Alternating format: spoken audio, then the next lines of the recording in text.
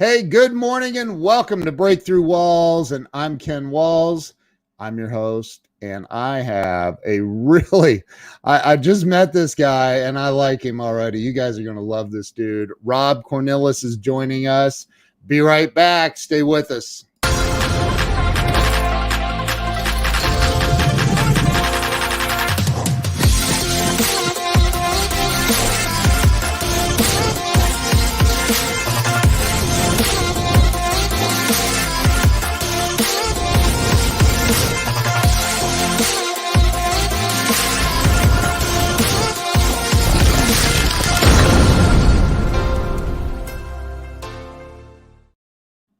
And we're back.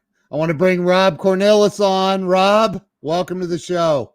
Thanks, Ken. Good morning. It's great to be with you and can't wait for the conversation. Ditto, man. I'm so glad you didn't leave while you were backstage in the green room area. Did you enjoy our hors d'oeuvres and stuff back there? Yeah, everyone's so helpful back here. You know, I got my own parking spot and big restroom. This is awesome. So Rob, I told you I started this show to help people get unstuck in life. And that's what this is about. And you know, we're going to talk about your life story. And I'd like to start with where you were born and raised. So do people typically start with a log cabin and that type of thing? Or should I just? Sometimes. Well, for me, it's a little further from where you are, and even from where I sit today. I was born in Portland, Oregon. Oh, wow. And, Portland, Oregon. I was a West Coast boy until about 4 years ago when my family and my business relocated to Salt Lake City. But yeah, Portland, Oregon is where it started for me, where I got my formative years and learned a lot of things that hopefully informed my thinking and the approach that I use in sales as a sales coach now. Wow. Portland's beautiful. Yeah. I mean, there's a lot of stuff going on out there right now. I hear. I haven't, I keep hearing about this. I don't watch TV. If I watch anything, it'll be something for an hour on Netflix maybe, but I don't watch the news ever. So I'm just like, as a matter of fact, I didn't even know we were having a shutdown until the shutdown occurred. I'm like, we're having a what? Well, why? That's because you're always shut down, man. I know. I'm like, what in the world? So you went to school and all of that out in Portland. Did you go to college? Yes, I went to college. That's really the first time I left the state of Oregon. I went to Brigham Young University. Okay, and, cool.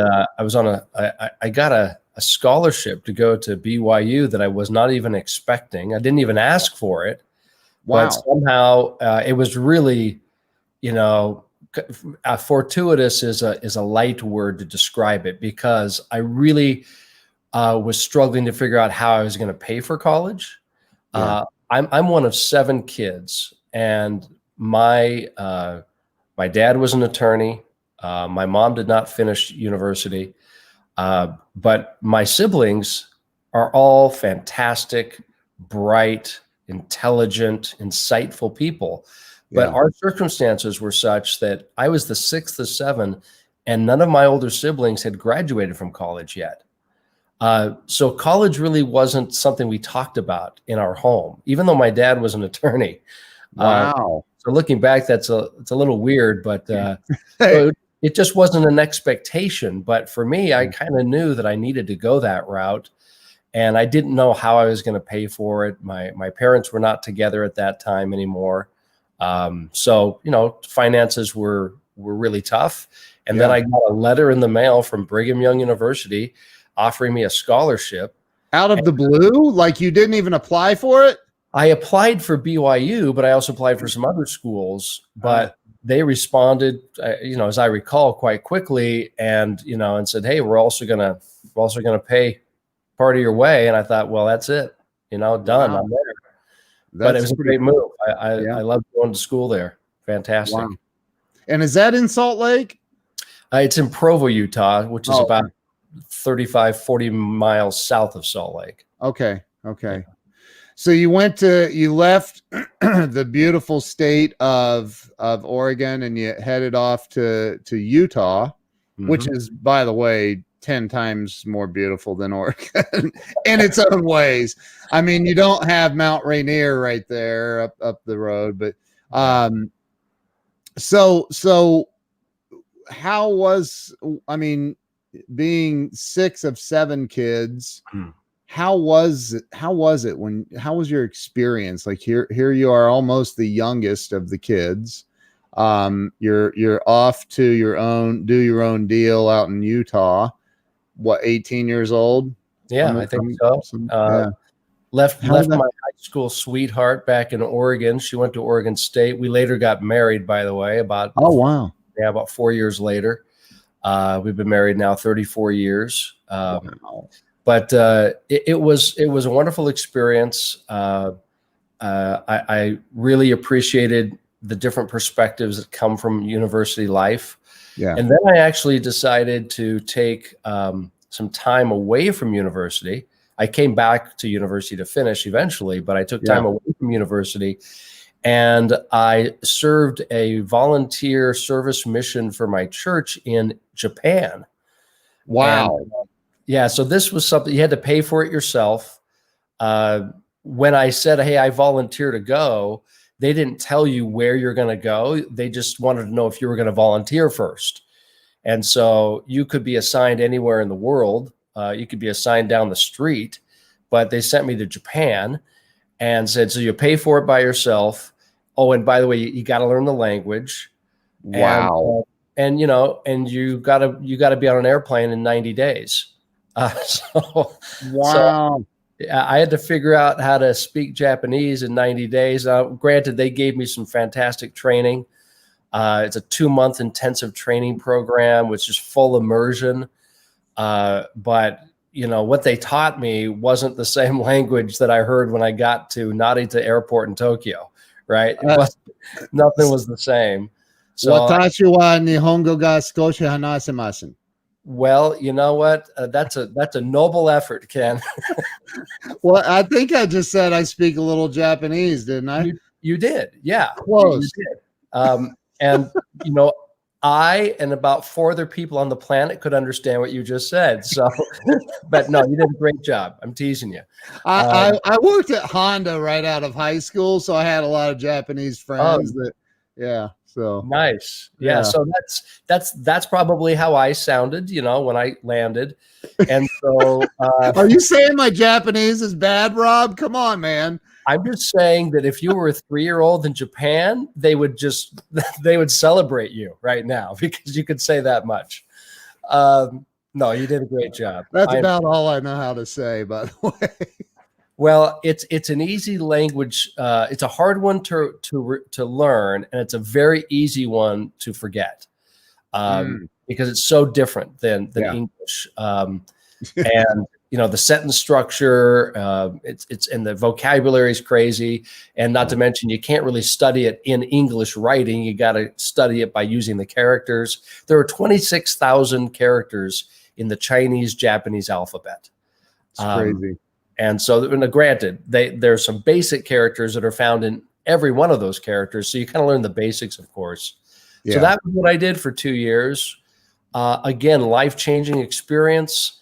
Taught me how to, how to be self-driven, how to be disciplined, how to be forthcoming with people, and to kind of extend yourself. Yeah. Because I unlike you during COVID, I couldn't sit in my house, and just kind of shut down for 2 years. I had to get out and serve people. And so anyway, Ken, it was a life-changing experience. Then I went back to university and finished my degree, married that high school sweetheart after a lot of cajoling. She's probably the best close I ever made in sales, by the way.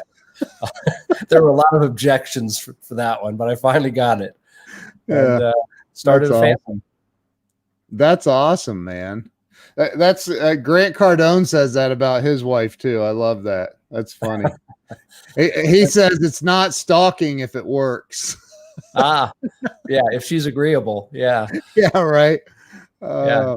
Well, So, we ended up in Los Angeles after that. wow. So I went to pursue a career in the movie business. That's what my degree was in. And my wife was, she got a degree in fashion design. Okay. So LA seemed like a natural place for us to land, and we did. Yeah. And, I did some Japanese interpreting while I was there. I worked for a Japanese tour company, which was kind of fun. Wow. Got to know LA really fast because I'm taking all these Japanese tourists to all the famous sites. Yeah. And, practicing my language, keeping it honed, if you will. And then I got the phone call that changed my life. How's that for a cliffhanger? Is this a time for a commercial? Let's do it. Let's do it. I have you seen me and Glenn Morshower doing our live streams together? Have you seen any of those? I haven't seen that one. I've seen some of your episodes. I've not seen that. Glenn Morshower has been an actor. He's a character actor for 45 years. He's been in over 250 movies and TV. He's Agent Aaron Pierce from the TV show 24 for 7 years. Oh, series wow. regular. He's you'll have to go check out. We do a show on Sunday nights with Scott McCain called the Ken and Glenn Show with a guy named Scott, and Glenn's my best friend in the whole world. So we have fun. It's just a talk show, and But so tell me about the go into your commercial. Oh, okay. So, well, I got a phone call from a guy that I had met at the time. I was at Universal Studios. That's where I was working. Universal Studios Hollywood. Yep. And I got a call from this guy that I had met at a party about 6 months previous, and I vaguely remembered his name, but it wasn't a phone call, to be honest. It was a page. Remember those, Ken? When we get those pages? I do. So I got a page from this guy, and I called back. I didn't know who the number was going to, and he reintroduces himself, and he reminds me how we met, and he says, "Hey, I've just taken a job. I'm a sales manager for an organization here in town. And I remember having a conversation with you, and I think you'd be really well suited for the positions I'm trying to fill right now. Would you be interested?" So he went on to talk about the position, obviously the organization. And at first it was like, no way, man. I don't want to be a salesman, right? Because we all know how we feel about salesmen. They're slime balls. Exactly. Right. Yeah, all of them. So I just thought, no, this really isn't for me. It's interesting, but he was very persistent, like a good salesperson usually is, in a polite, respectful way. And so eventually he convinced me to come in for an interview. So I did. And then I was interested after that first interview. And then the second interview really intrigued me by the position and the opportunity. It was a whole career change, of course, if I was to do this. Yeah. And in the third interview, he and his boss, who was the vice president, were so convincing that I was pumped. I wouldn't say begging for the job, but I said, "You got to bring me on." And what was this again? What was the job? I'm going to show you here, Ken. Are you ready? Yeah. I took a job working for this organization. Sports Illustrated? No, the franchise that they're talking about on the cover here. It was the LA basketball team. Who was it? The LA Clippers basketball team. Oh, Lord have mercy. Yeah, and now I'm sure a lot of people watching right now don't know who the Clippers are, and that's cool. But for those who are watching, they probably have immediate sympathy for me. So the Clippers in the early 1990s, because that's when this took place, were, as Sports Illustrated said there, the worst franchise in the history of sports. Oh, my God. And my job was to go in there and sell tickets.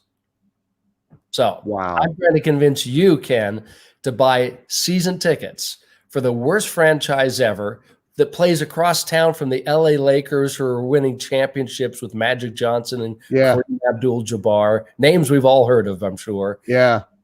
And the Clippers were playing in South Central LA.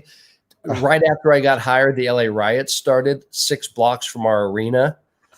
Our arena became the headquarters for the National Guard for 2 weeks. Oh my gosh, you got to be kidding me! No, it was, at face value, it was a complete nightmare. And so these guys had bamboozled me, right? I'm supposed Oh, to go in there and, was it commission only? of course, Oh, Lord have mercy. yeah, that's how stupid I was. And so I Look, take Charles the job. Coachman says everyone feels sorry for you, Rob. Thank you. Yeah. The kind of the theme of your show is, help people get unstuck. Yeah. I mean, dude, I was stuck in a nightmare. And Man, that so, sucks. and yeah, it did. It really did stink. Commission only. Meanwhile, my wife, she's now 8 months pregnant with our first child. She can't work. Well, that makes it easier at least.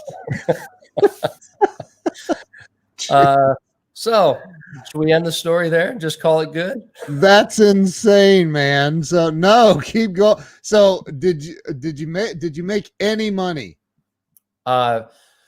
First 90 days, I did not make a single sale.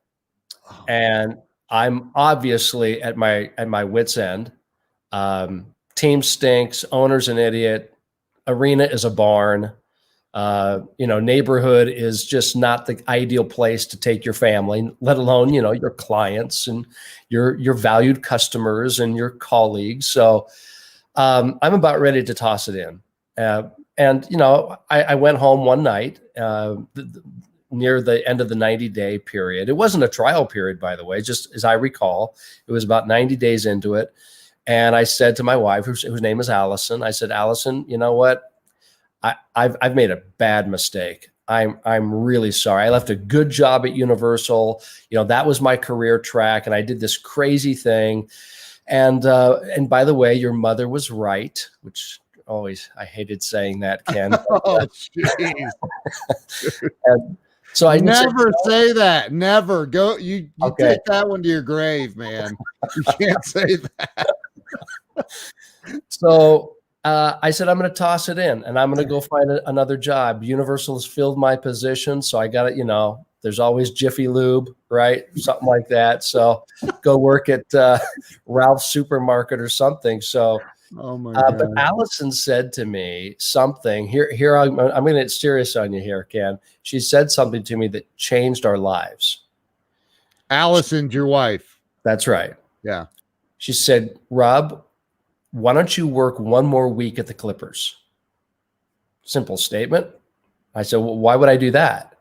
She says, well, don't they open the season? Don't you guys start the season in 1 week? And she was right. I said, yeah, we do. As a matter of fact, she says, well, I know you've worked hard all summer because I took the job in the beginning of the summer.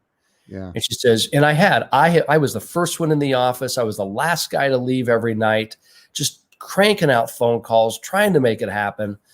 And she says, I know you've worked hard, so why don't you at least stick around until the first game because that'll be your reward, because she knew I'd get to walk around the court and go in the locker room. And, as a 20-something, this is kind of a big deal. Yeah, right. And so we kind of almost shook on it, and that was our deal. So I stayed one more week. And that night, when the game began, most of my colleagues, who, by the way, we were all without leadership because the guy who hired me had since quit. So he's like, I'm not making any money. This place sucks. I'm out of here, babe. So we don't know what to do on our first night as sports marketers. So my colleagues naturally sit down and watch the game, right? Is that what they called you, sports marketers? Well, back in those days, right. I think a little more sophisticated today. So I decided to do something instead, Ken, which actually transformed my career. I know that sounds like hyperbole, but here's what happened. I decided not to sit down, but I decided to turn around from where I was standing underneath the basket and look up into the stands. And I wanted to see who was at a Clippers game tonight because I couldn't find these people on the phones. Nobody was interested in going when I was making phone calls all summer. But there were a few thousand people, along with a few thousand empty seats in the building that night.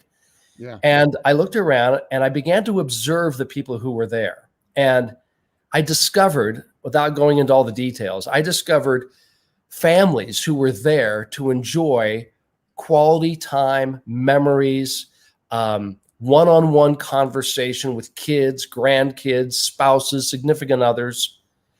I observed companies that were there with their coworkers being rewarded for performance, trying to build better camaraderie and communication and collaboration within their offices. Or in some cases, they weren't there to be rewarded, I would bet. They were there to be punished because, because they weren't doing those things, right? And so Oh my gosh. presumably a boss was saying, look, you guys aren't getting along. You're not working together well. There's no cohesion in this office. So you know what we're going to do? This is all in my head, of course. You know what we're going to do? We're going to go to a Clippers game. Yes, a Clippers game. And you'll like it, doggone it. Not a Lakers game, a Clippers game. No, you don't deserve a Lakers game. We're going to a Clippers game, and you guys, I'm going to force you to get to know each other as people. Oh my gosh. Right? As you're not going to want to watch the game. Yeah, exactly. No, you talk, because the boss knows that if I can get people who understand each other better at night, they'll become better colleagues during the day. That is so funny. Right? And so they'll work together more. There'll be more productivity, better performance. So again, this is what I'm observing and imagining in my mind. I also saw a bunch of nonprofit organizations, not a bunch, but a few that had bought, a section of seats. And I wondered, why are they here? Especially those of them who have kids, a bunch of kids organizations. Why would they be here on a school night watching a Clippers preseason game in South Central LA? And I began to, again, imagine the answer. They're here to raise money. They're here to raise awareness of their cause. They're here to recruit more members. They're here to volunteers. They're here to be recognized. Wait, these are not real things. You're making this stuff up in your head. Well, that's the funny thing about it, Ken. I am making it up in my head. I'm being imaginative, but it got me unstuck. I love that, dude. I absolutely freaking love that, man. I love that. Yeah, because I would just tell you one more thing I observed. There was a guy sitting courtside. I don't know who he was to this day, but this guy was the cat's meow. He was dressed to the nines, and there was a guy next to him who wasn't dressed the same. And I thought that's a weird dynamic because they're talking to each other. So I imagined, okay, this guy has a customer, or he has a recruit he's trying to bring onto his firm, or he's got a client that he's trying to get more business from, or maybe he's got a stupid brother-in-law that he's just trying to build a relationship with. And so it occurred to me as I'm watching all this, Ken, I've been selling the wrong thing all summer. Oh my Seriously, gosh. I have been selling in sports, we call it X's and O's, right? Wow. I've been selling, we also call it W's and L's, wins and losses. That's what I've been talking about with people on the phone, and no one buys it because I'm the LA Clippers. Right. I'm not going to win any games. I'm not going to win a championship. No. And so I concluded that night, oh my gosh, I got to do this thing all over. I went home and I said to Allison, I think I figured it out. I figured out why people are going to Clippers games. And so I convinced her to let me go back the next day and give it another shot. And I did. I got on the phones, Ken. And you know what? I had a different introduction. It's not, hey, this is Rob with the Clippers. It's hip clip, be our next fan. No, instead it was, Ken Walls, I bet you are constantly looking ways to not only thank your guests, but also to build even stronger relationships with each of them so that perhaps those relationships could turn into business between the both of you. And there are things that we at the LA Clippers would like to do to ensure that happens for you starting this week. Wow. Now, are you going to turn me down? No. Are you going to tell me you don't like basketball? You might, but I would then come back and say, Ken, it's not about basketball. I didn't say a thing about basketball. You're a Laker fan? Fantastic. Don't give that up. Right. We at the Clippers are not concerned about your fandom. Right. We're concerned about helping your business get the results you're looking for every single day. And we believe we've got a resource, a tool, a device, a strategy, a tactic that can help you achieve those results. And that's why we'd like to have a conversation with you, either on the phone, or I'd like to come see you in your office, or better yet, invite you down to our arena when it's empty, and we can just sit in the stands and have a very, very poignant conversation about the outcomes you're trying to achieve every single day for your business, or for your nonprofit, or for your family and circle of friends. And I'm going to show you how the Clippers will be riveted on that outcome until it's accomplished together. Dude, that is absolute. And you're 20 something. That is absolutely freaking brilliant. I mean, that's brilliant. And I love the shift, man. Like, you went from trying to sell tickets to a team that's never going to, like, when you said come and sit in an empty arena, I thought, is that during a game? That would be fair. That's right. Somebody said that man sitting there was Steve Ballmer. Yeah, exactly. Now, Steve Ballmer was not our owner at the time, just to be fair. Yeah, okay. We had an owner that was eventually the guy that I worked for was eventually expelled from the NBA. Oh, wow. Yeah, it was so bad. So it was so bad. So I got you know what, Steve, Ken, you said Steve Ballmer, sorry. Yeah. So Ken, what happened? That was the beginning of October of 1991.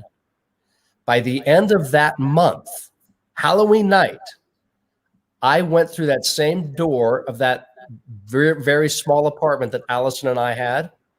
And I told Allison, I said, Allison, I did it. I just set the record this month for the most season ticket sales in Clippers history. Wow.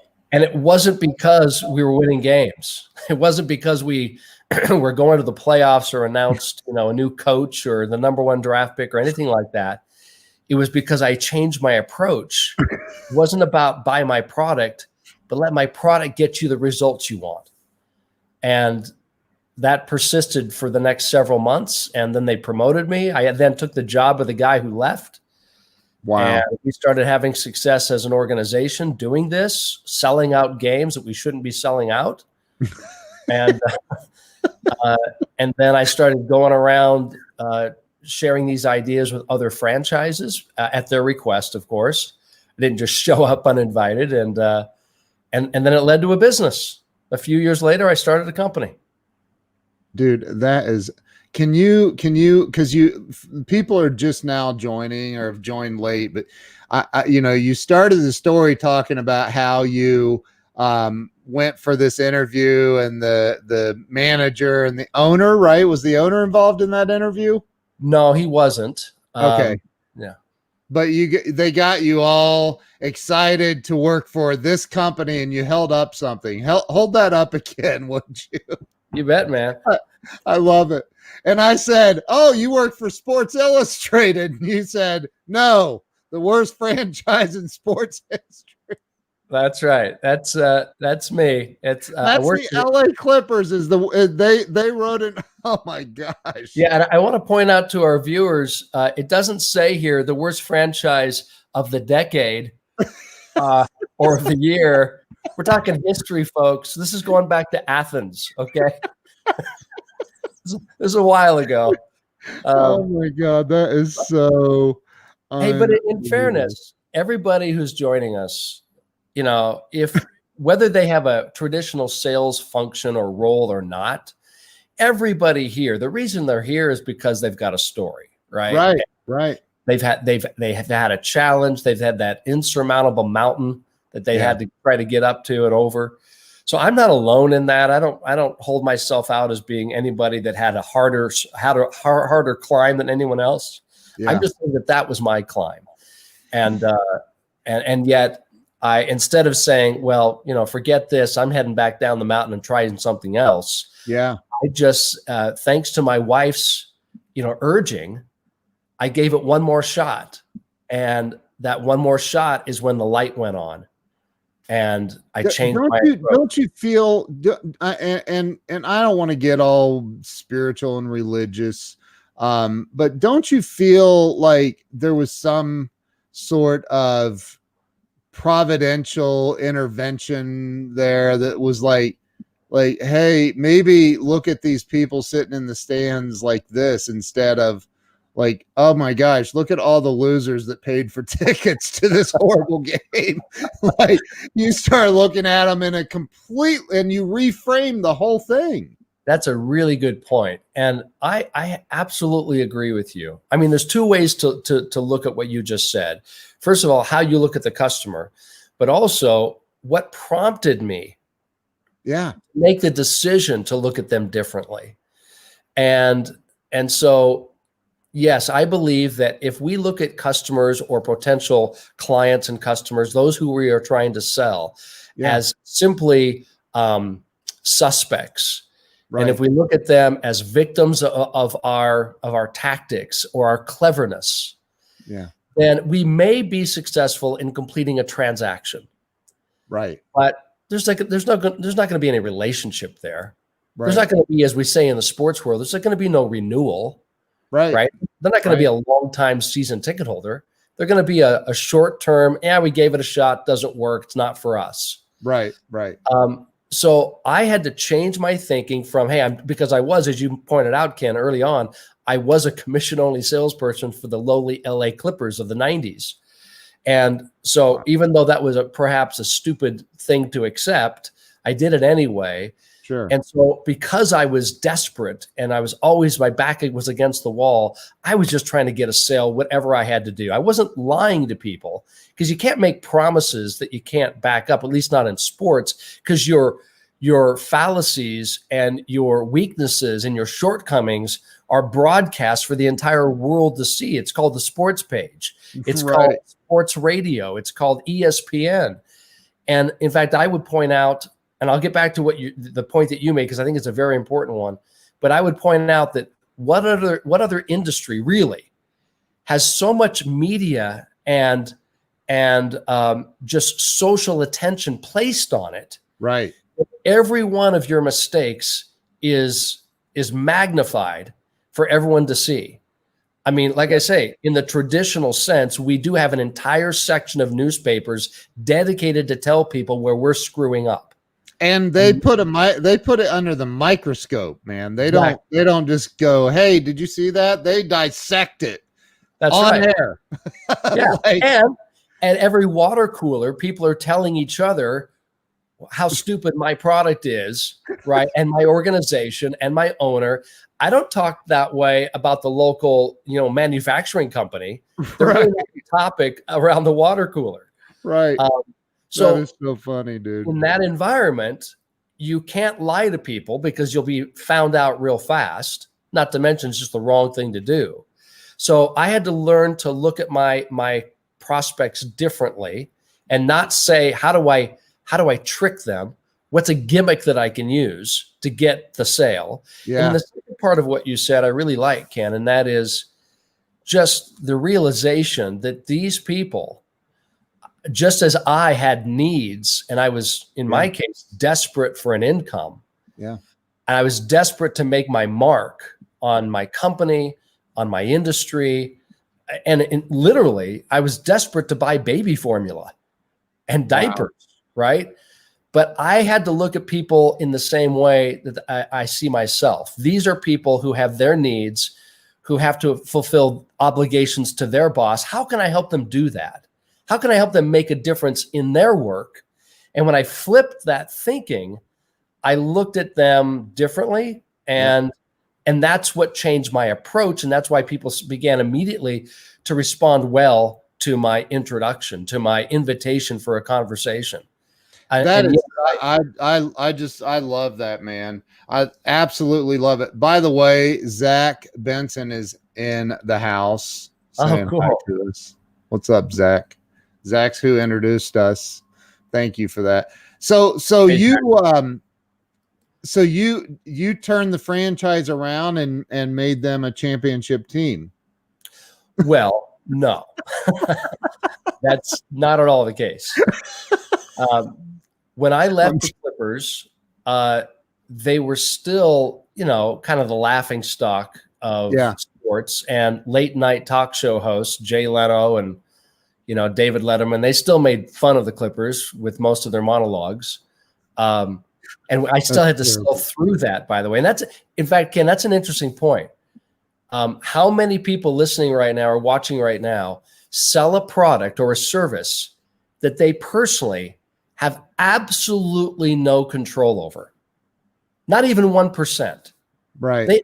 They can't make a single suggestion on how to improve it. You just got to sell what you're given. Well, that was the situation that I was in, and that people who work in sports are in. I could not walk down the hallway from the sales office into the general manager's office, who at that time was Elgin Baylor, the great Hall of Fame basketball player. I couldn't go into his office and say, "Hey, Elg, hey, dude, I got a suggestion for our starting point guard position. I've been thinking about this. I'm going to drive in today," right? or walk into the locker room. "Hey, guys, the best way to turn this all around is start like actually making those shots you take." That's right. Yeah. You're not invited to those meetings, right? So you just that is so terrible. And so no, the Clippers did improve. In fact, that year that I was my first full year, when we started to sell out games because of the sales effort, we did make the playoffs that year for the first time in the club's history. And wow. I want to share with you, if I could, and your fans here, Ken, a quick story. That year, towards the end of the year, I was on a road trip with the team. I was allowed to go on the team plane on occasion on these road trips. And that was just kind of a nice reward for my work. And now I was in a leadership position. And on one particular trip, we had just won an away game. Seriously. I want to repeat that. We had just won. Yeah, give it up. We just won an away game, and I'm sitting in the private airport terminal with our players and our coaches as we're getting ready to board the plane to go on to the next stop. And our two starting forwards at that time, a guy named Danny Manning and a guy named Charles Smith, were sitting at this cocktail table and just, drinking and talking amongst themselves. And I was with them. I was just, I was hoarding the hors d'oeuvres because it was free food, Ken, and I'm a starving salesperson. So I'm enjoying the food and everything and minding my own business. And all of a sudden, Charles, one of those the power forward of our team, he just turns to me all of a sudden and says, "Hey, Rob, you know why you guys are selling so many tickets right now back home?" And, this surprised me that he was A, talking to me, and B, that he even noticed. And I said, no, Charles, why do you think that's happening? He goes, "Because we're playing so well right now." I said, "You know what? That's true. That's absolutely true. I cannot deny you guys are on a roll, and it makes my job easier. It's icing on the cake." Yeah. And as I'm starting to lather up, with a bunch of compliments, this guy, Danny Manning, the other one, he puts his hand in my chest, kind of to shut me up. And he looks across the table to Charles. And he says, "Yeah, but Charles, you know why we're playing so well? Because Rob and his staff are selling so many tickets." Not bad. That's awesome. It was a great moment where we all understood that the sales department has got to do their job. And let's call them the people in development or manufacturing or design or whatever. They got to do their job as well. If they're both working cohesively and in partnership, pulling their weight, that to me is the definition usually of a successful organization. And that's what the Clippers were towards the end of my tenure there. I studied everything, and I'm sure you did, that Zig Ziglar ever put out. And he used to say, and ironically, then years later, here I am friends with all of his kids. But like he used to say, if salespeople all took the day off, globally, the wheels of industry would come to a screeching halt. And that so when you're selling a lot of tickets, because you reframed, like you reframed it, you're like, no, I mean, I'm selling for the worst basketball team in the history of the world, but that's not what I'm going to sell anymore. I'm not selling come and watch the worst team ever. I'm selling an experience for your company, for your to build your corporate values and team and all of that. And that's brilliant, man. Well, thank you, Ken. And just to expand on what you just said, what we like to say at the company that I've since formed, I left the Clippers and formed a company called Game Face Incorporated. So we're all about putting on your business game face, taking the same qualities and attributes that you expect for athletes on a court or the ice or the field to bring every day, to bring those to your office from top to bottom, right? From your owner all the way down to the receptionist or the intern in the mailroom. How does everyone wear their game face every day? And so what we teach among many principles and practices of sales and customer service, the first one, the foundational principle, is what we call results-centered selling. So as you just pointed out, we don't sell the product, we sell the results one gets from the product. Right. Because the fun thing about this is that if you sell results as opposed to the product, your objections are going to go down drastically. Yep.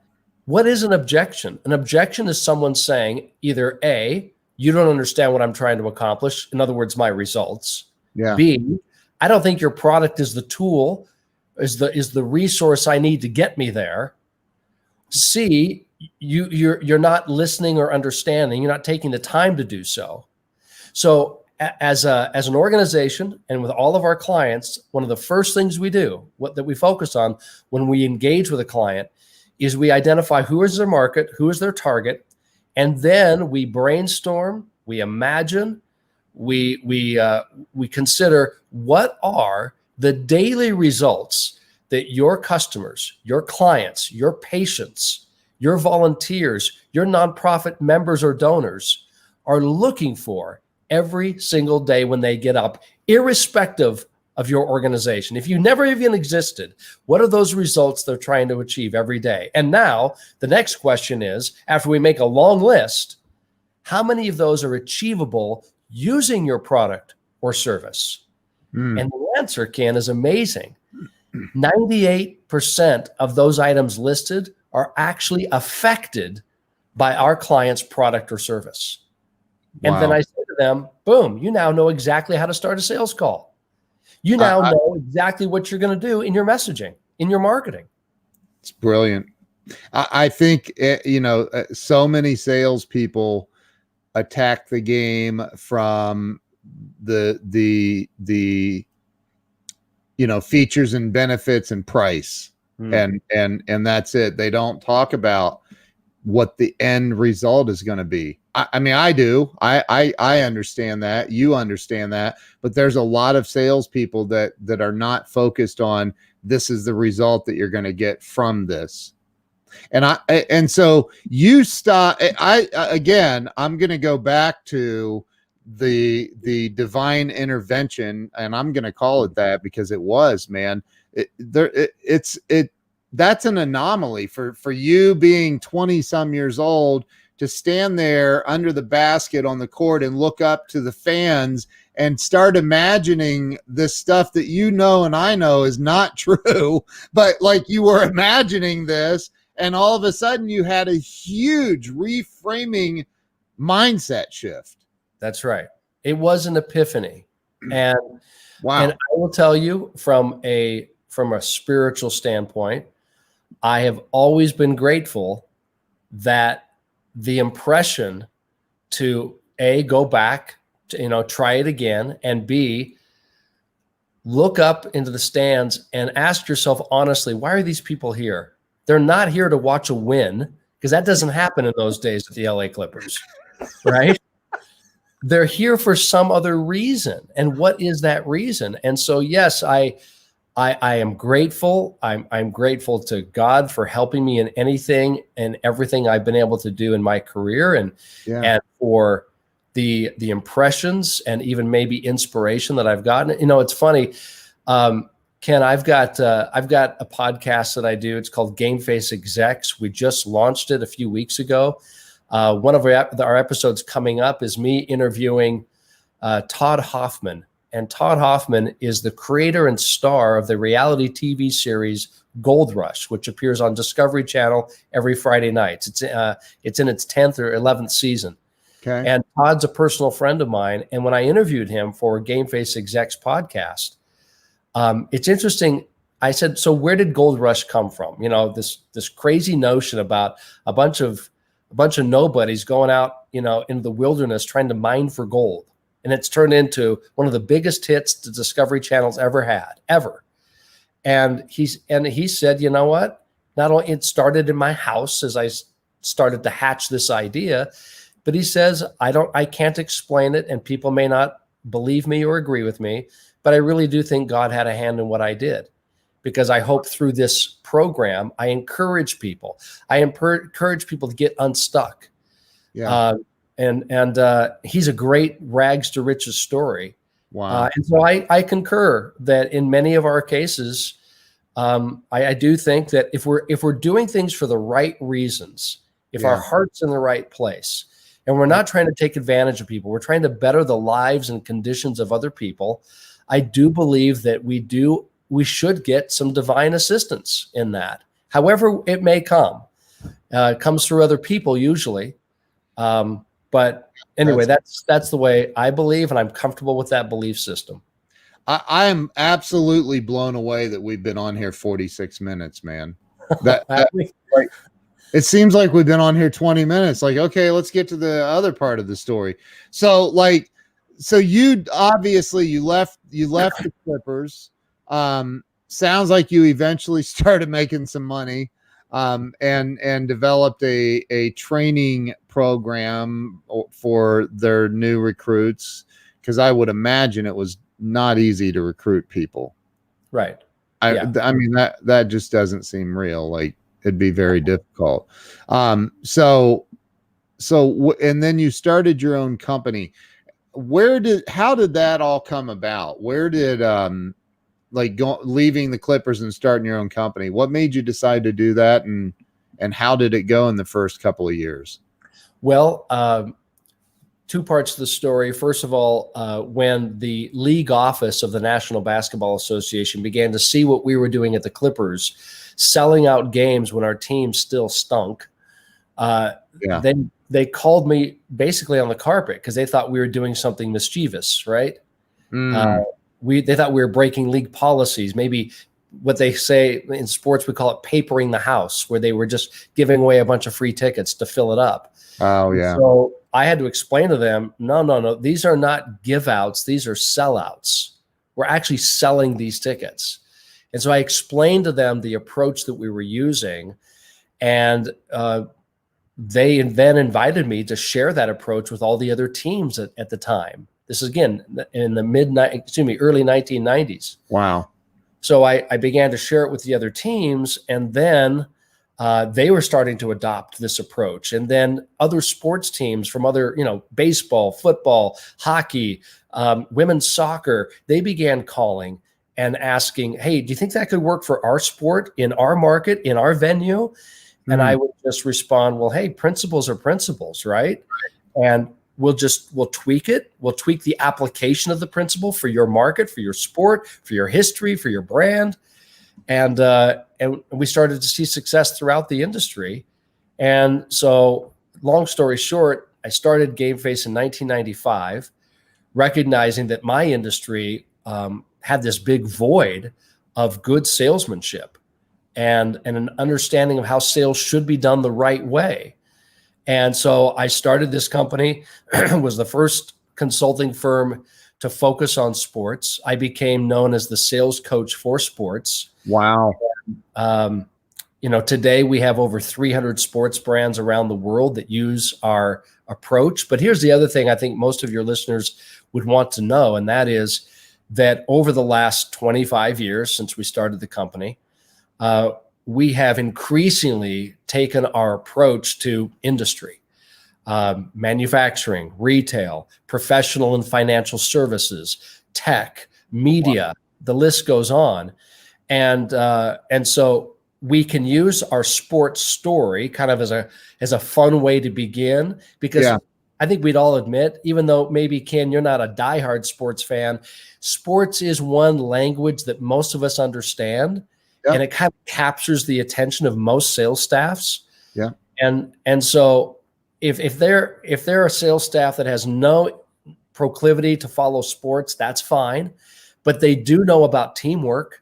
Yeah. And they know about some of the principles that a sports team has to utilize to be successful. So we incorporate that into our training, into our consulting. And rather than talk about sports stories that most sports trainers find out of a book or a magazine, we actually talk about what it's like to work for the Boston Celtics, or what it's like to work for the team the St. Louis Cardinals that just won the World Series, and how they're going to maintain staying on top with a very demanding fan base, or how you're going to work with the Chicago Bulls when Michael Jordan retires for good, and how you're going to ensure continuous sellouts when now the team is never going to be what it used to be. Well, in all of those situations, those franchises called game face. So we're going to utilize those experiences and bring them to that retail company or that professional service company or firm, and show them how principles apply across the board. You know, I'm sitting here thinking about how many phone calls I've received from the Columbus Blue Jackets and their pitch. Which is a hockey team, for those who don't know. Yeah. Yeah, right. And I'm like, wow, this is the pitch. This is the pitch they've given me. I was fortunate to work with the Blue Jackets, and at that time in the NHL history, the National Hockey League, there were 4 franchises that came into the league about the same time. Yeah. Columbus, Atlanta, St. Paul, and Dallas. I think I'm missing one, but anyway, the NHL invited Game Face to work with all of those expansion franchises at that time. Wow. And so that's when I first started working with the Blue Jackets. And I worked with the Columbus Crew soccer team when they came into town. Yeah. In fact, you and I talked earlier, when Major League Soccer began in 1995, they hired me and my firm to be the official sales coach for Major League Soccer as they began the league. And we worked with all 12 original franchises and how to establish a sales structure, a philosophy, a staff, the practices that you'll be known for throughout your market. And so we've been very, very fortunate. And now we just love doing it for non-sports companies because their people really respond well to the approach. That is so awesome, man. I you know what? I can't. Somebody said they just pre-ordered your book. Is it not for sale yet? It's not out yet. We've been taking pre-orders just starting this month. It'll be out later this year. Okay. We love Amazon, but Amazon kind of indicates that it won't be available till December 31st of this year. That's not true. They say on December 31st, it's going to be before December 31st. So yeah, please order the book. It's available now. It became in one day, it became an international bestseller when we opened it up for pre-sale. Wow. So we're very excited about that. And I would tell you, if anyone wants to go to our website, gamefaceinc.com, gamefaceinc.com, gamefaceinc.com. You're going to put that on the scroller down. They can find more information about the book, about the podcast, and about our various services, the industries that we work with. And Ken, I wanted to throw this out. If someone contacts me today by email or they want to get on LinkedIn and connect with me and message me on LinkedIn, if they mention you and your show, whatever we do with them, we're going to do it for 50% off our normal rates. Wow. Got to do it today. At least start the conversation today and mention Ken. If you don't mention Ken Walls, it's not going to work. So what's your email? What I'm going to put it up on screen. Thank you. The email is RYC. Those are my initials, RYC at gamefaceinc.com. Gamefaceinc.com. INC, right? Yes, INC. And if they tell me something about Ken that's personal and private that he'd never want broadcast to the world, I'll give them another 5% off. Oh, geez. Don't. Joe Ingram is watching, I think. And I need to connect you and Joe Ingram need to be connected because he is a sales trainer in the automotive industry, and very well known. He's in Orange County, so he's out there in La La Land. I'm familiar with the area. Yep. Yeah. So, and he also has a show where he brings on sales trainers and talk and on Zoom or something. So, yeah, I think you guys would hit it off. Joe's funny. Well, Joe, and he loves to pick on me. So, and Joe, since you're listening, again, we don't have to talk sports when we do our work with our clients. Yeah, we can turn it on and off as you want. But Joe, you got to admit, everybody you work with, they're pretty much into sports. Look what he just wrote on the screen. Can you see that? That's awesome. Okay, so he wants more than 5%. So, man, so the best place to follow you, are you active on social media anywhere? LinkedIn is really where I do most of my communications, a little bit on Facebook, but mostly LinkedIn. And of course, Zach Benson, who introduced us, who is a master at social media, particularly Instagram. Yep. I mean, if anyone watching right now has not met Zach Benson or hasn't followed him, you need to do that because Zach is brilliant at how to grow your brand and your following in a very, very short and easy way. Yep. So I'm sorry, Zach, I'm not as good at Instagram as you want me to be. I'm working on it, but LinkedIn is really the best way for us to communicate, unless you just want to email me directly. That'd be awesome. And also,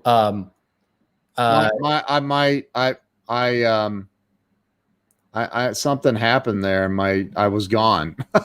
Well, if I need to take over the show, Ken. Hey, hopefully you handled it well. So, yeah, I'll.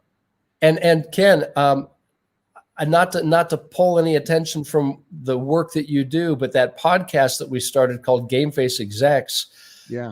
We've only had 3 episodes so far, so I'm about 247 behind you or something. Probably more like 2,497 behind you. But our first 2 episodes, we had Stephen M. R. Covey, who wrote The Speed of Trust. Wow. And then today we just launched an episode with Jamie Roots, who's the president of the Houston Texans of the NFL. So we're going to have a lot of sports figures, celebrities like you do, and a lot of people from other industry. Next week, here's a spoiler alert.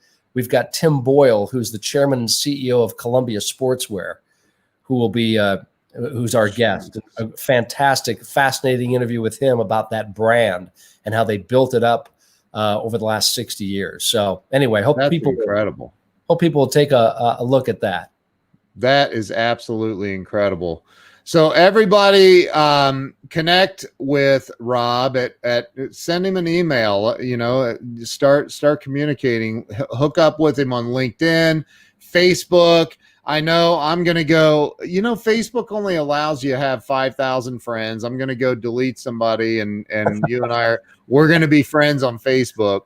I want to apologize to Ken's mom for that, but Hey, later, Mom. Tired of being so aggressive on my Facebook, Mom. No, dude, you are awesome. I absolutely, I do want to, I saw a question on here. Robert Brooker already sent you an email. That's cool. Amazing. There was a question that I saw. Oh, Charles Coachman asks a good question, and I think Charles, you're in LA, I believe, right?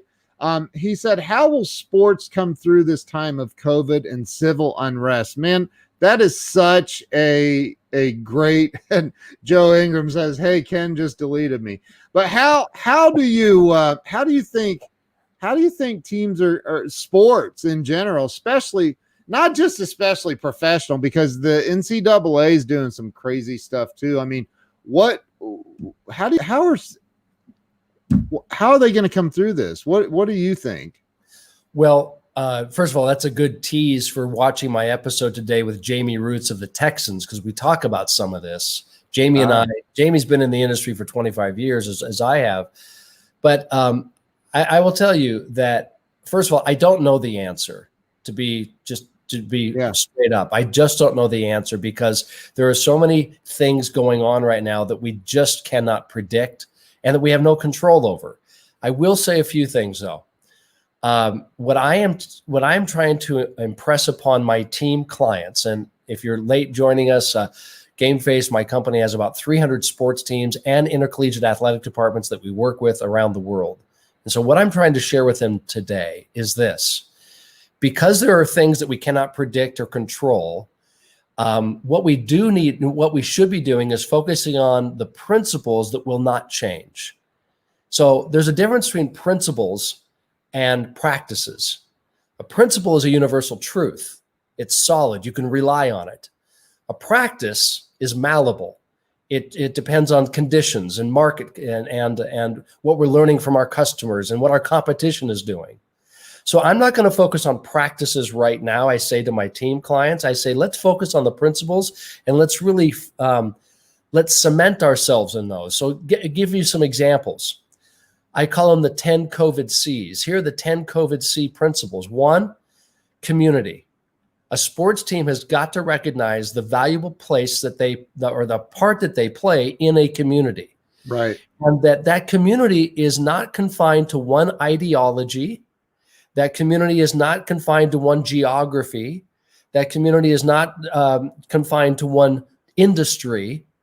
They have a wide swath, a wide net that they cast into a community, and they have got to be viewed as an integral and crucial part of that community. And there is no better time for a sports team to demonstrate that than when you're going through a crisis together as a society. I think back to what happened after 9/11. If you'll all recall, those of you who experienced it with me, you'll remember that the one cathartic moment that brought us together, it seems, happened to be a sporting event at Yankee Stadium, when the players spoke and the flag was unfurled. And for the city of New York, that healed the community. It was a sporting event. Say what you will about baseball. I don't care if you hate the Yankees, but that sports event brought us together. So I say to my team clients, you have a stewardship that you must adhere to, and you cannot give up that stewardship based on what's politically or ideologically expedient right now. Wow. And in fact, Ken and I have spoken offline about this topic, and that is, are you an entertainment company, or are you an activist? And one might say, well, we can be both. And I'm not going to dispute that, but I'm just going to caution against that decision. Right. Because in some of your customers' minds, you can't be both. Right. Because once you become an activist for a cause, whatever it may be, if there's any kind of edginess around that cause, you will disenfranchise some of your community.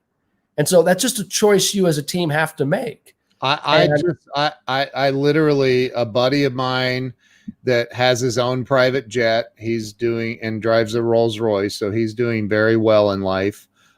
Literally, he's in Oregon right now, visiting. He lives in Florida, but he literally just posted on Facebook that he just dropped all of his Nike stuff. Everything he owns with Nike, he dropped off at a Goodwill center. Everything. So you're right. It does create it. You can crush your own brand by doing some. Well, here's, you're bringing up Nike, Ken, and I probably shouldn't have said their name. No, it's interesting. As those of you who have been with Ken and I since this broadcast started today, my company started in Portland, Oregon, and we were there for 20 years. So I have a lot of friends at Nike, because Nike's in Beaverton, just a few minutes away from my old office. And in fact, not to name drop, I shouldn't name drop, Ken. Sorry. Go ahead, name drop. George Clooney told me never to do this, but Glenn Morshower does the same exact thing. That is so funny. So Phil Knight became a friend of mine about 10 years ago, the founder of Nike. Now he's emeritus at this point. He's fully retired, even though he still has an office there. And I still speak with his office and his assistant just earlier this month, as a matter of fact. But I was talking to someone else at Nike just a couple of weeks ago.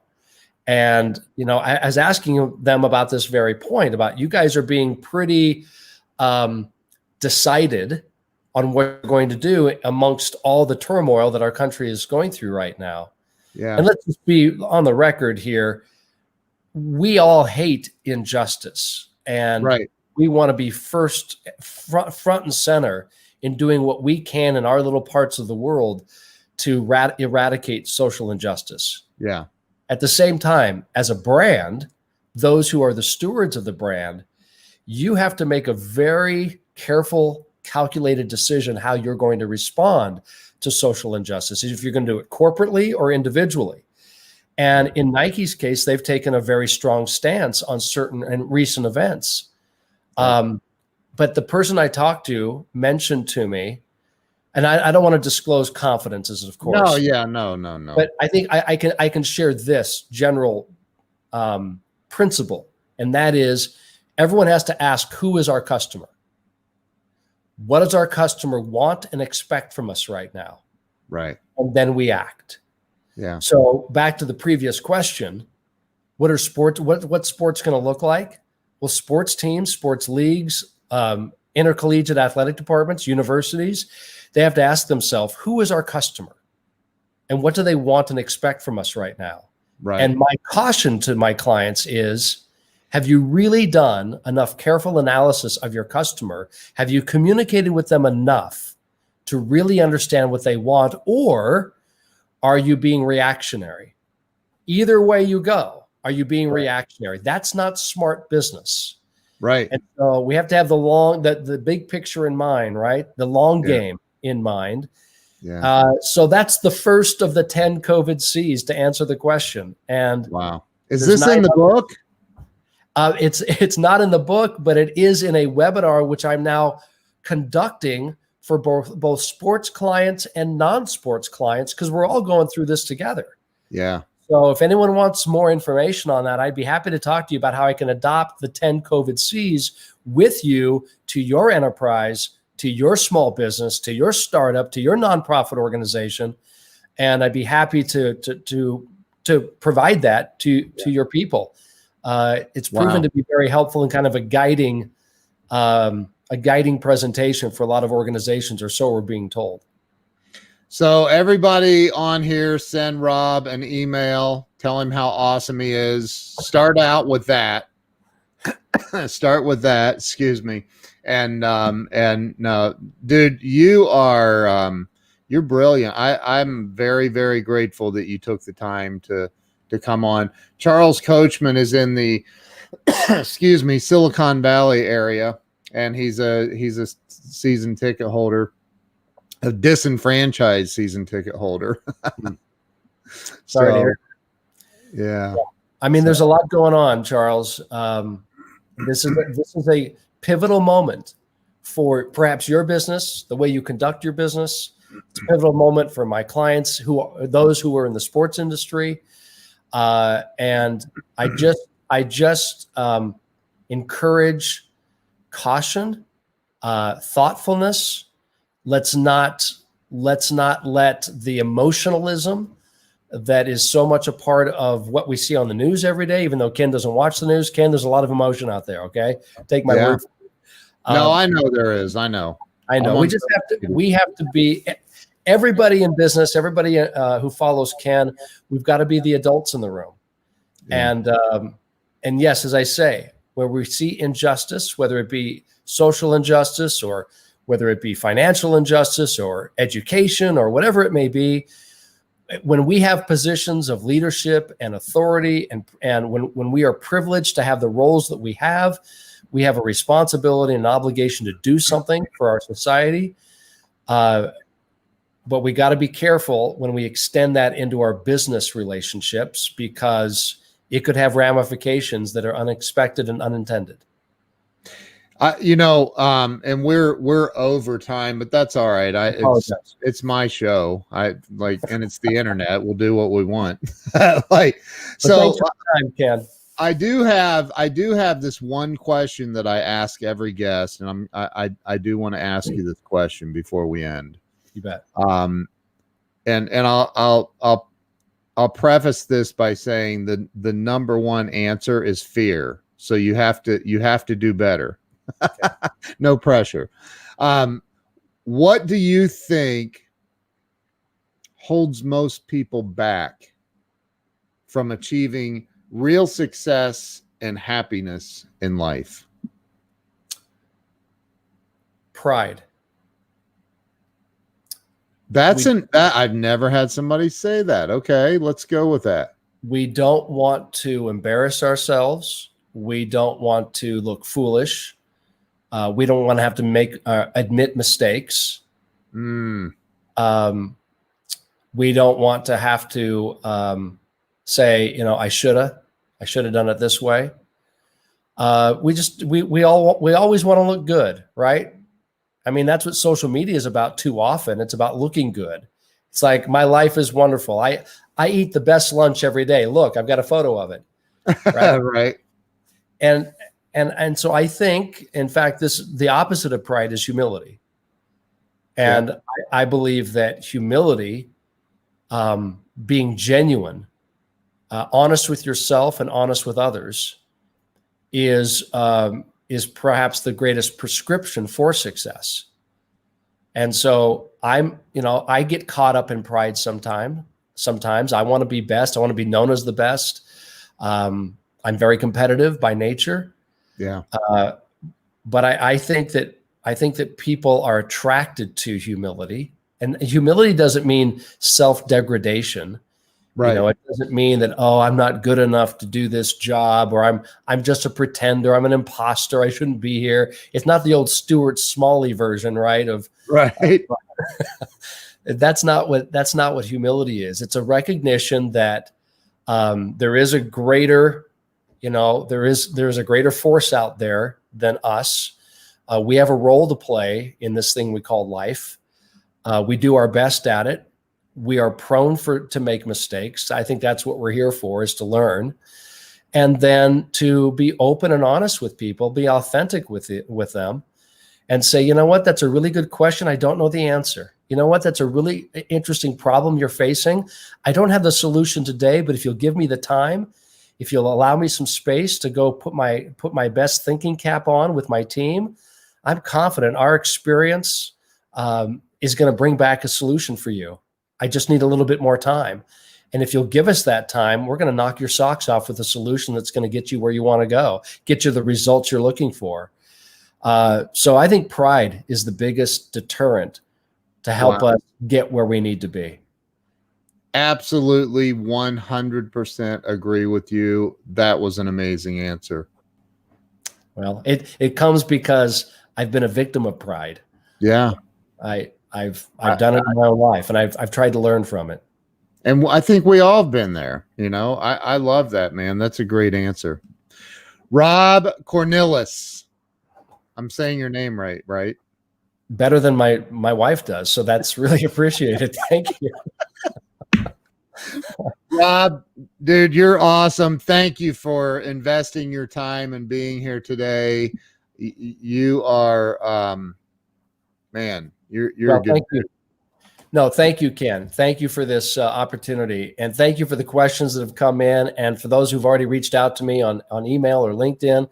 I'll get back to you. I promise. I'll respond today, and we'll start a conversation. And Ken, I commend you for your really commendable, admirable success. Thank you. Not many people can do what you do as consistently as you do it. And so the fact that you continue to pump out good content that help the rest of us, man, you're awesome. More power to you.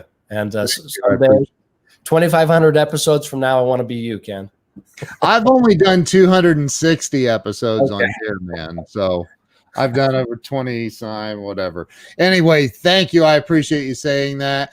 Don't hang up on me, Rob. I'm going to end the live stream. I want to say thank you to everyone watching, everyone that shared this out. I really genuinely appreciate you. You go on my best friends list.